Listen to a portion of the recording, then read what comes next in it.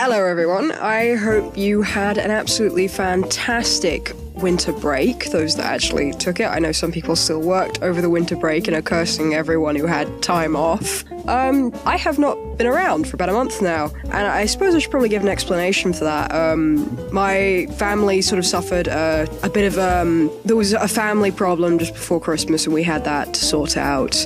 Then I was sick just after Christmas, then there was the aftermath of the stuff to sort out, and I've been ill again for the last, week that I'm still kind of getting over, so if I sound a bit nasally, that's why. And during the sorting out stuff and Christmas, I didn't feel like making any content because I just wanted to be away from it all. But what I did do was I bought a lot of comics, probably an unhealthy amount of comics, but then again, it was the holidays. I had some spare money, which is something I kind of wish I could go back and get and then use for things like bills, but hey, what are you gonna do? I was ordered to use it on books and films, so yeah, I used it on books and films. I'm more than happy with that. So this is going to be a really quick episode, but what I did over the winter break when I had some time on my own was I bought, how many did I buy? I bought 6 of the DC Rebirth #1 Deluxe volumes. I bought Superman Action Comics, Batman Detective Comics, The Flash, and Wonder Woman. And I'm still yet to read the Detective Comics and the Action Comics, because I kind of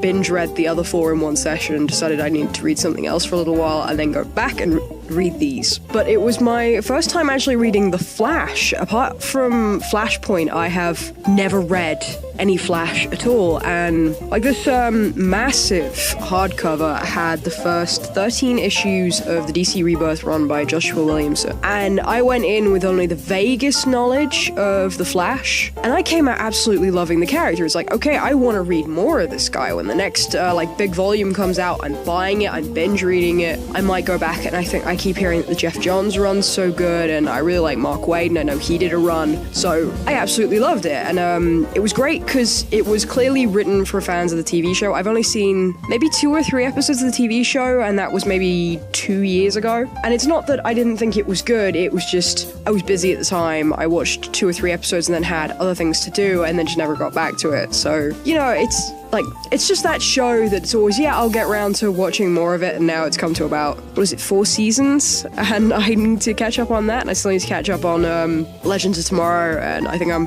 2 seasons behind on Agents of S.H.I.E.L.D. I'm terrible with TV shows right now. But yes, this Flash volume by Joshua Williamson, I could not recommend it more. I mean, everyone knows that I'm a massive fan of Superman, so I wouldn't say it was above the Superman volume. I'd say it was very close, though, if you want something that's not too dark but is still very relatable. I mean, because I'll get onto the Batman volume in a second. That was very dark and very relatable as a guy in a giant bat costume is anyway.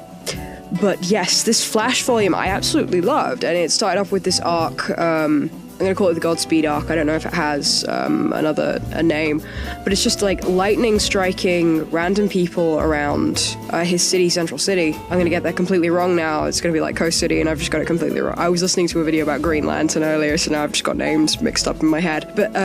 But the lightning strikes a bunch of people in his city, and they end up with the ability to connect to the Speed Force. And it was him taking on a teacher role, and he comments throughout, until Wally came back, I had no idea how much I loved teaching about the Speed Force. And he freely admits to them multiple times, oh, I don't even know what I'm doing half the time. I learn these things on the fly. And there's people who've got a far greater connection to the Speed Force than I am, that people who can do things that I can't do.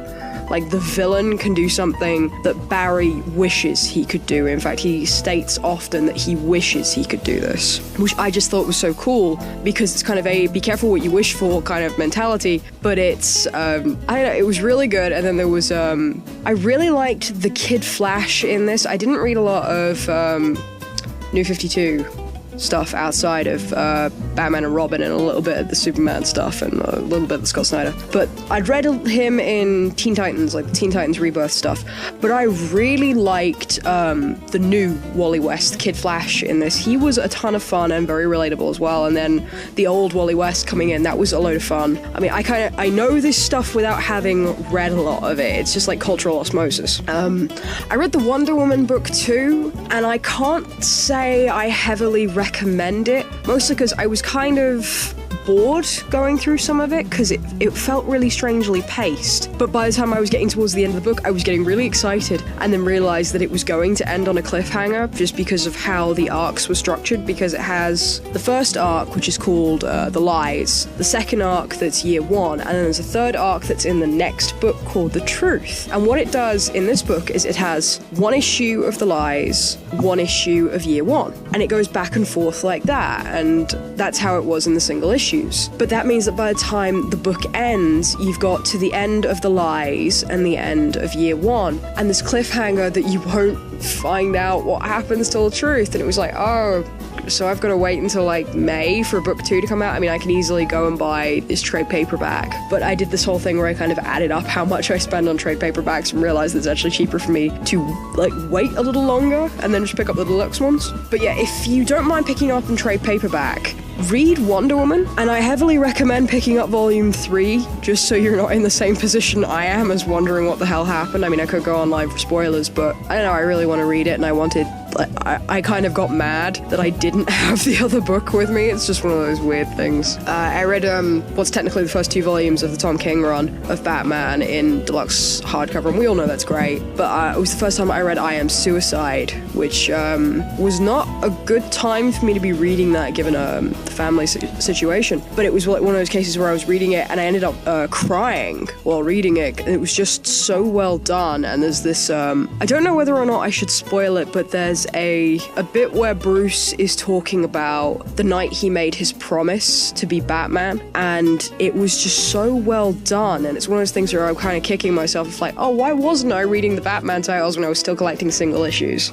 It's just like that would have been so good to go into, because I'd heard murmurings of this when it came out, and I'm now sort of kicking myself of why didn't I pick up that issue and like read it right off the rack. But yes, that was so good. And of course, I absolutely adore the Tomasi Gleason Superman run. I don't think I'll ever stop loving that run. Although, recent news, Brian Michael Bendis is now working for DC, and I heard the rumor that his first work is going to be a Superman title, which has been revealed to be part of the Action Comics issue 1000. By the way, how cool is it Action Comics is reaching 1000? But I heard that, and then I think it was a Brazilian comic convention let slip, probably Christmas Eve, but I heard about it Christmas Day. I think Bleeding Cool were the ones that broke it, that at least the ones I saw, that he was going to be working on a monthly Superman book, and I was wondering if whether or not that was a translation error. Like, is he working on a Superman monthly book that they are writing for him, much like All-Star Batman was a monthly series was created for Snyder? Or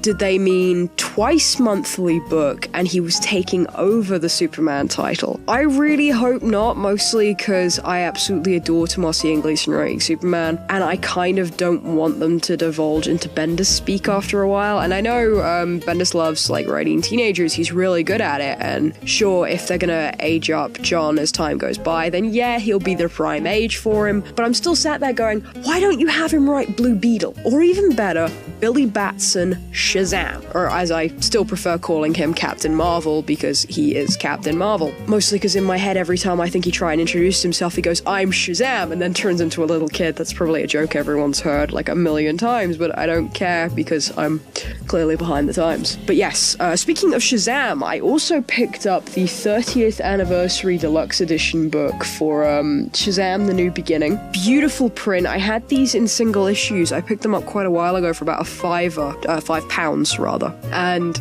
I tried reading them, but my pages were kind of faded, because obviously these were issues from the 80s that hadn't really been looked after so well. And it was great to pick up this deluxe volume that was such a clean transfer. The only problem I had is that DC, this is going to sound like such a shallow thing to kind of have a problem with, but DC have been printing on the actual covers to their hardcovers underneath the dust jackets. I'll try and throw up some pictures. But they did that for all of their DC Rebirth stuff. They did that for the hardcover of Superman Reborn, because I picked that up, and Superman American Alien from like 2 years ago. That had a really nice like Jock print on under the dust jacket, and I was hoping that was now just going to be company policy. No, because the Shazam one's just the standard black with the DC logo in the back, and it was like my heart kind of sunk a little. It's like, oh, I wanted it to be pretty, but I'm still glad I've got it. I mean, it's not exactly a thick book, it's just really nice. And I actually dipped my toes in the image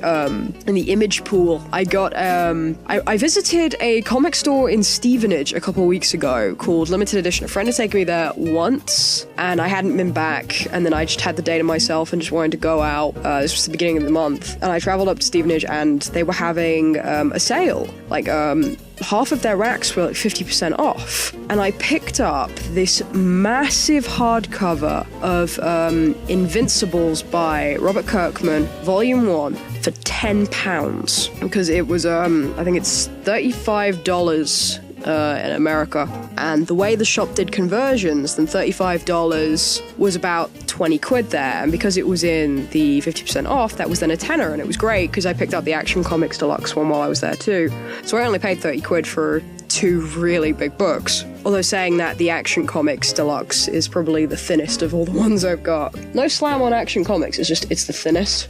So yes, I have never read Invincible. I've also never, surprisingly, read The Walking Dead. I don't have much of an interest in the TV show, but the only Robert Kirkman thing I've ever read before is Marvel Zombies, and that's really because the same friend who took me to Limited Edition last time gave me his spare hardcover of Marvel Zombies, which is actually sat right next to the Invincibles, Invincible Unlimited collection, just because I like having the Kirkman stuff together, even though it's by 2 separate publishers. I keep meaning to just pick up the first volume of The Walking Dead and see if I even like it. It's just whether or not something grabs you, and it never did. And then I heard all the spoilers from every episode during college and university, because everyone was watching it, to the point that I got sick of it. Surprisingly, that's how you would expect my reaction to something like Game of Thrones to be.